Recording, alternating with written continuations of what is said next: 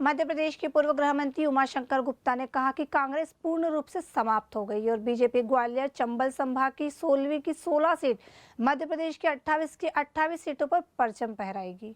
ज्ञात हो उमाशंकर गुप्ता को ग्वालियर चंबल संभाग के जिन 16 सीटों पर उपचुनाव होने हैं, उनके 16 की 16 सीटों के विधानसभा के बीजेपी प्रभारी हैं। नमस्कार, मैं मनोज कुमार चतुर्वेदी, दबंग न्यूज विशेष संवाददाता मध्य प्रदेश के समय ग्वालियर में हूँ, जहाँ पर चुनाव की 16 सीटों का ग्वालियर चंबल संभाग का मेन केंद्र भी है उपचुनाव का।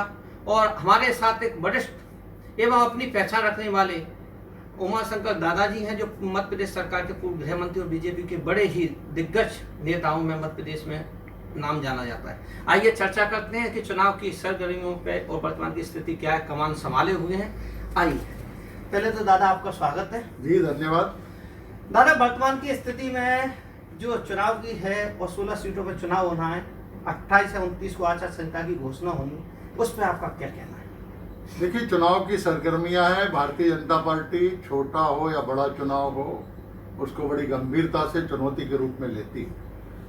वैसे चुनाव हमारे लिए कोई चुनौती इसलिए नहीं है कि ग्वालियर चंबल संभाग जहाँ की आप बात कर रहे हैं, वहाँ जिन सीटों पर चुनाव है वो कोई कांग्रेस एकमात्र नेता ज्योतिरादित्य सिंधिया के नाम का था, सिंधिया परिवार का था। और अब सिंधिया जी अपनी टीम के साथ भारतीय जनता पार्टी के साथ है। हमारी ताकत जो है दुगनी हो गई है और उस पूरी ताकत के साथ हम सब इस चुनाव को लड़ रहे हैं। लेकिन जैसा मैंने कहा कि भारतीय जनता पार्टी का स्वभाव है राजनीतिक पार्टी के रूप में, हम निरंतर सक्रिय रहते हैं, व्यवस्था से काम करते हैं, संगठन की सारी इकाइयां सक्रिय रहती है।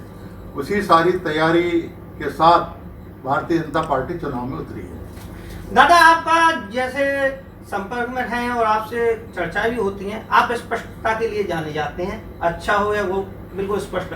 तो वर्तमान की स्थिति में आपका एक आंकड़ा माने, क्योंकि आपकी भविष्यवाणी भी सही निकलती है, तो कितना एक 16 सीटें हैं, उस पर आपका क्या कहना है? सभी जीतेंगे, क्योंकि जो उम्मीदवार लड़ रहे हैं वो सब जीते हुए उम्मीदवार थे। और जनता के लिए जन समस्याओं को निराकरण नहीं करा पाने के लिए कांग्रेस के कुशासन अराजकता से परेशान होकर और उन्होंने रिजाइन किया है, तो जनता ने उन्हें 5 साल के लिए चुना है। और अब तो जो हारे हैं उनसे भारतीय जनता पार्टी के लोग, वो भी उनके साथ है। तो ये सभी सीटें हैं, 16 ही नहीं, मध्य प्रदेश में 28 सीटों पर चुनाव होगा।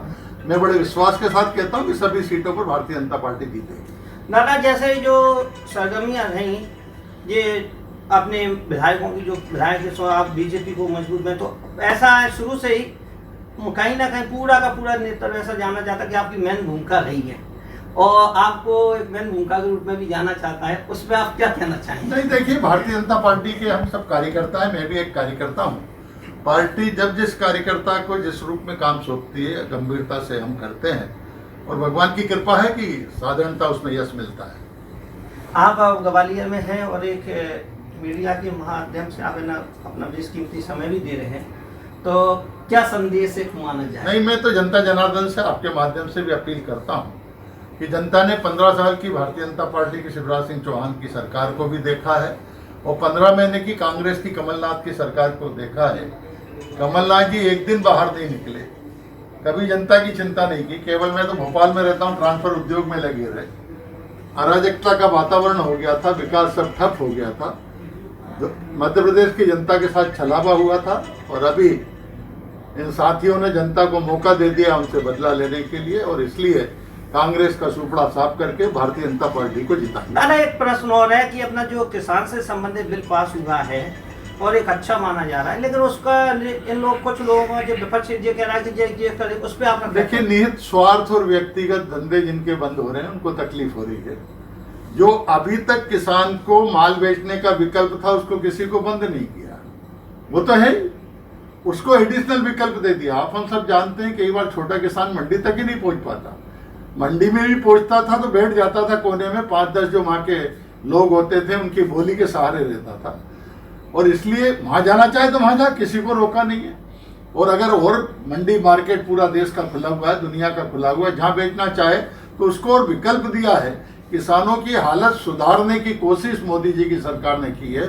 उसके कारण अनेक जो बिचौलिए बीच में जो धंधा करते थे, किसान का शोषण करते थे, उनके और उनके एजेंट्स को तकलीफ हो रही है। दादा एक प्रश्न और है कि इसी से निकलता है गलत फहमियाँ फैल रही हैं, वो है कि जो अपना जो मूल है सरकार का वो मूल निश्चित नहीं हो रहा है, इससे उसमें वो नहीं होगा, तो इस पे आपका क्या कहना है? मूल्य अभी निश्चित हो गया जी, अभी समर्थन मूल्य सरकार ने घोषणा की, गेहूं का 75 बढ़ाया, 265 मसूर का बढ़ाया, तो समर्थन मूल्य तो घोषित हुआ है। जी। ये केवल झूठ बोलने के अलावा, विपक्ष भ्रम फैलाने के अलावा, क्योंकि अनेक नेताओं के धंधे ये चलते थे, उनको चोट पहुंची है। धन्यवाद। आप थे हमारे साथ पूर्व गृह मंत्री मध्य प्रदेश सरकार और बीजेपी के बड़े नेता उमाशंकर दादाजी, जो स्पष्ट राय के जाने जाते हैं और हमेशा आप पर्दे के पीछे हो या सामने जो भी जिम्मेदारी मिलती है उसको बखूबी एक कार्यकर्ता के रूप में लेते हैं। आपका जो आज साक्षात्कार दिया उसके लिए दमन न्यूज़ की तरफ से धन्यवाद। मैं मनोज कुमार चतुर्वेदी, दमन न्यूज़ चैनल के लिए अपने कैमरामैन रवि परिहार और रवि शर्मा जी के साथ ग्वालियर से।